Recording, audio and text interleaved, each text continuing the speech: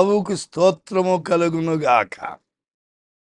దేవుని కృపను బట్టి మరి ఒక దినాన్ని మనందరికీ ప్రభువు దయచేసినందుకై ఆయన ఎంతగానో స్తుతించి గణపరచవలసిన వారమైనాం. ఈ దినము యోహాను సువార్త 14వ అధ్యాయం 27వ వచనం.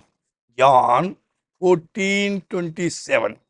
నా శాంతిని మీకు అనుగ్రహించున్నా, my peace I give you, अपनी శాంతి తుమ్హే దేతా హూ. అవును, మానవ జీవితం శాంతి కావాల, నెమ్మది కావాల.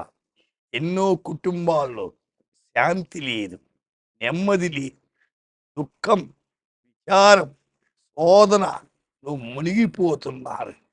ఏం చేయాలో అర్థం కాక చెడుకు దారి తీస్తున్నారు. సోదరుడా, చెడుకు దారి తీయద్దు. శాంతినిచ్చే దేవుని మీద దగ్గరికి రా. అందుచేతనే మలాకి 2వ అధ్యాయం 6వ వచనం అంటాడు, సత్యము గల ధర్మశాస్త్రమును బోధించుచు.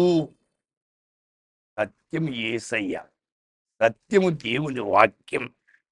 దుర్బోధన ఏమాత్రం, ఈనాడు లోకములు దుర్బోధలు ఎక్కువైపోయాయి. దుర్బోధకు ఆకర్షించబడుతున్నారు మానవులు. దుర్బోధ చేత వారి జీవితాలు పాడు చేసుకుంటున్నారు, నరకానికి జోగుతున్నారు.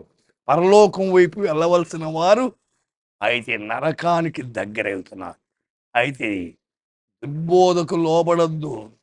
యేసయ్య ఉన్నప్పుడే చెప్పాడు దుర్బోధకులు వస్తారని. కాబట్టి దుర్బోధన కాకుండా సమాధానం బట్టి, యథార్థతను బట్టి అయితే మనము సమాధానము యథార్థ అనుసరించి నడుచుకున్నట్టయితే దోషము నుండి అనేకులను తిప్పుతాం. ఎంతమంది అయితే పాపిష్టి జీవితములో జీవిస్తున్నారో వాళ్ళని తిప్పగలం. అదే మన గురండి. ఎవరు అనేకులు తిప్పుతారో వారు ఆకాశ మండలములు జ్యోతుల వలె ప్రకాశిస్తారన్నారు.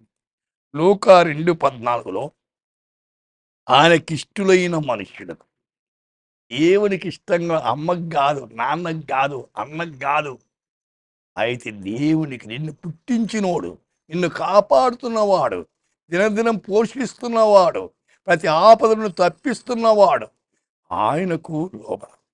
అందుచేతనే ఆయనకి ఇష్టంగా బ్రతకాల.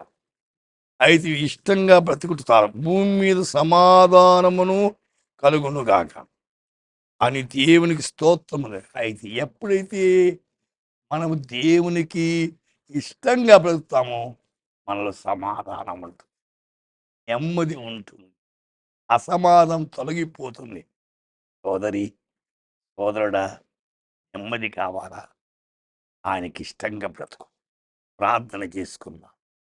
ప్రేమ కలిగిన తండ్రి, ఈ బిడలు నాయన నీకు ఇష్టంగా జీవించి మీ నామాన్ని గణపరిచేదానికి కృపదయ చేయము.